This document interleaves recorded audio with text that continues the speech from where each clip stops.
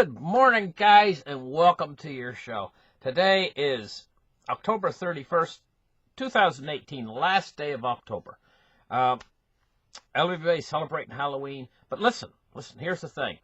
2 days ago, on the 29th, when everybody was saying that the stock market is crashing right now, I said, no, it's not crashing. I said that the stock market's probably on the 29th, in my report, I said the stock market's probably going to go up, and it might even make new highs. That's what I said. Now we've had a couple big days. Today is a big day too, and it's stock market's going back up again. This is it. This is your signal. This is the big signal. This is it for the crash. When the stock market goes up like this right now, and you watch the U.S. 10-year specifically, and the 3-month LIBOR, the interbank lending rate. These are indicators right now. I'm just like a seismologist watching that needle for an earthquake that's coming, and I know the earthquake's coming. I can see the needle starting to move, like, you know, on that thing they have where they record the earthquakes, you know, and I'm like, it's coming, guys, it's coming.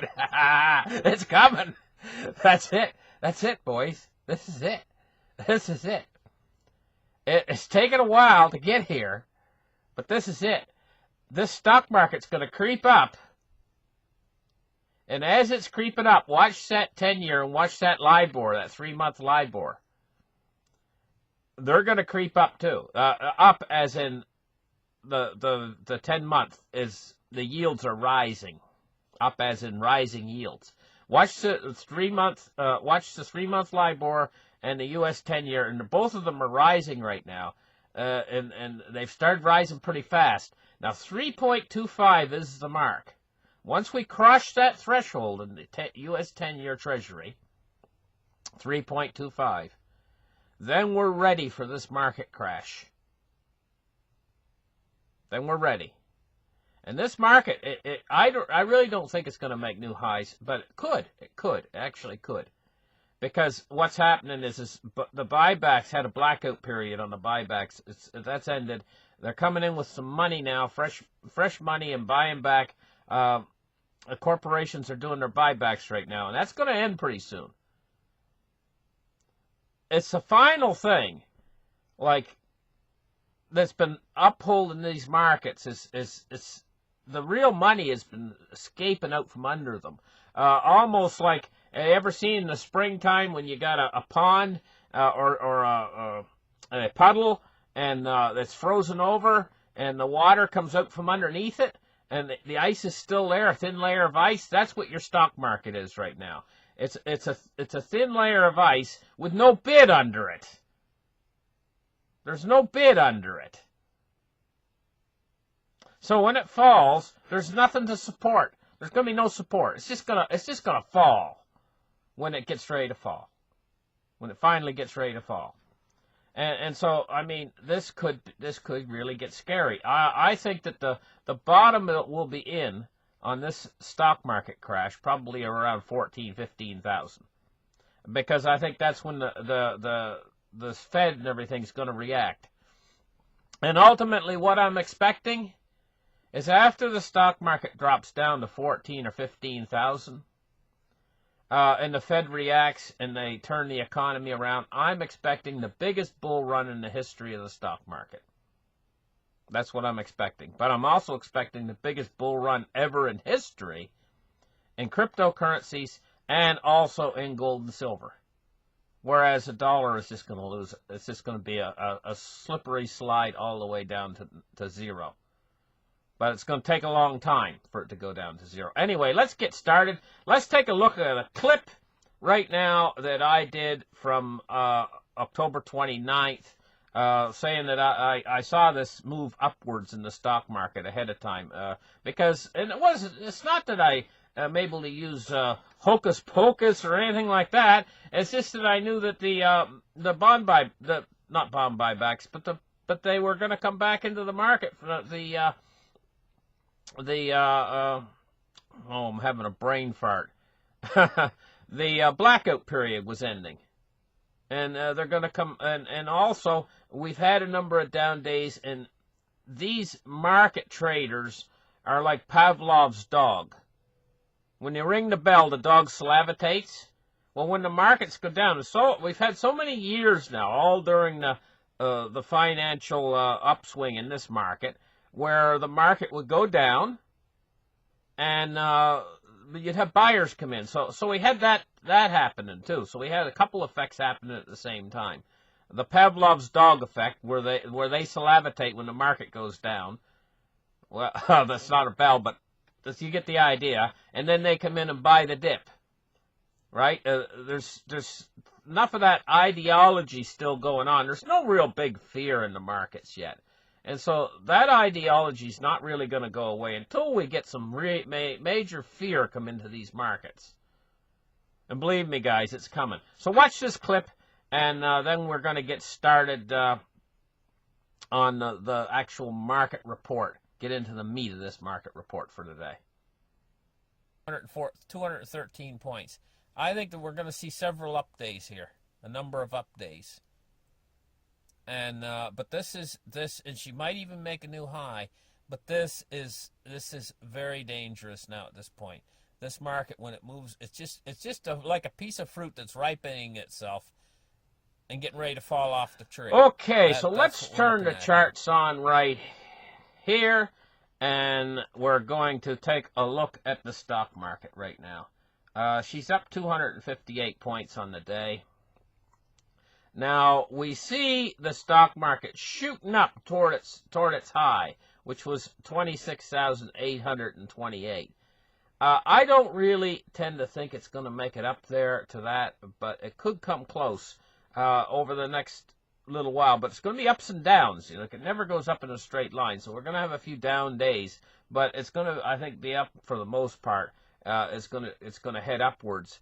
But then what's going to happen is when that bond threshold crosses 3.25. So let's take a look at the U.S. Treasuries today. We've got a stock market that's up 270 points at the moment, 25,144. We take a look at Treasuries right now, and what we're seeing is they are rising. I told you guys these Treasuries are going to bounce back, and they're going to head toward 3.5. Let's take a look at the 10-year right here. Is the one we're interested in. I just wanted to highlight the 10-year. Let me see. There, it's at the 10-year is at 3.14. Was 3.147 right now, but it's up almost 4 basis points just today alone, and it's going to continue. It's going to continue trotting upwards. When that passes 3.25, then we're in the zone. We're ready for the market crash. And I'll tell you, I tell you when I think the real market crash is actually going to occur. I think that we're going to drift along here toward these elections and stuff, and I think that when the next time the Fed raises rates, I think that the market is going to be up over 3.25 at that point when they raise rates. And then when they raise the short end of the rates, and I think that's going to be the final catalyst that pushes this thing over the hill. And then I think the crash is going to start. I think we're going to get a big drop initially in the markets, and then all of a sudden it's going to go eat and stop. Okay?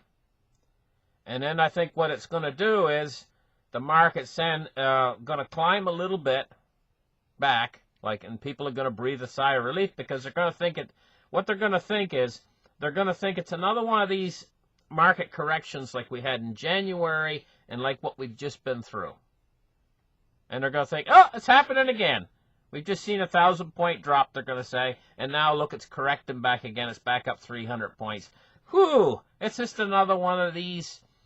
They're going to think it's just another one of these corrections. Boy, are they going to be wrong. Because it's going to be the big one. Down she's going to go.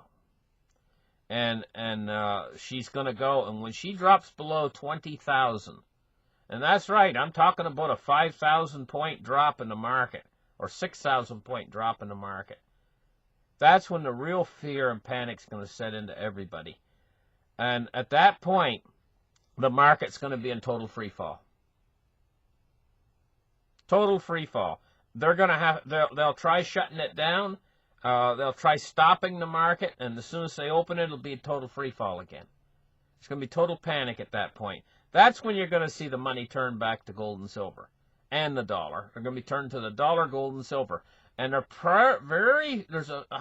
it's hard to really tell. My gut instinct is they're going to drop cryptocurrency at that point, and it's going to fall. But there is a possibility that they could turn to cryptocurrency at that point. Cryptocurrency is a little bit of a dark horse, maybe I should say a horse of a different color. Anyway, it's going to be a little bit hard to tell exactly what they do. I know they're going to turn to gold and silver and the dollar. I know that when the real fear hits, fear and panic, that's where they're going to turn. But I just don't know. I'm not absolutely sure about cryptocurrency. My tendency is to think they're going to dump it with everything else, along with everything else, except for the dollar, gold, and silver. That's where they're going to run. That's my tendency to think. And so if they do that, listen, if they dump cryptocurrency at that point, you might be able to get the bargains of a lifetime. Then later, when they come in and they react to the situation and they pour money on everything, then the cryptocurrencies are going to go up too, along with gold and silver. The dollar's going to be, in the end, the dollar's going to be the big loser.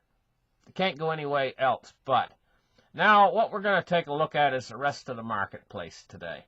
We're going to take a look at cryptocurrency right now, just real quick. 62.52, and it's moving downwards this morning a little bit. Cryptocurrency isn't looking all that great right now. Cryptocurrency market capitalization's just barely keeping its head above 200 billion. 202,746 million. Bitcoin dominance of 54.1%, and all the coins are down. Litecoin is $49.02. Ripple is $44, and Ethereum's 197. And so that's your cryptocurrencies. Now let's take a look. Oh boy, I haven't got my silver price here. What in the heck's going on? Let me refresh the page. See if that helps. Okay, silver is crappy too. Bad price too. Down 19 cents. $14.25. I think, I'll tell you honestly, my gut reaction is that this is if you buy the physical, and if you keep it in your own possession, this is the buy of a lifetime right here. Right here. This is the buy of a lifetime. I think that silver's buying power, I'm going to tell you what I think. I think that silver's buying power right now, purchasing power, is going to go up to equal to what gold's purchasing power is right now in about 5 years from now. So in other words, what I'm saying is what can you purchase with 1 ounce of gold? Right now. Well, it's like $1,200 US. You can purchase a lot with 1 ounce of gold. That silver that you're buying 5 years from now is going to have that kind of purchasing power as gold is. So it's almost like if you bought a tube of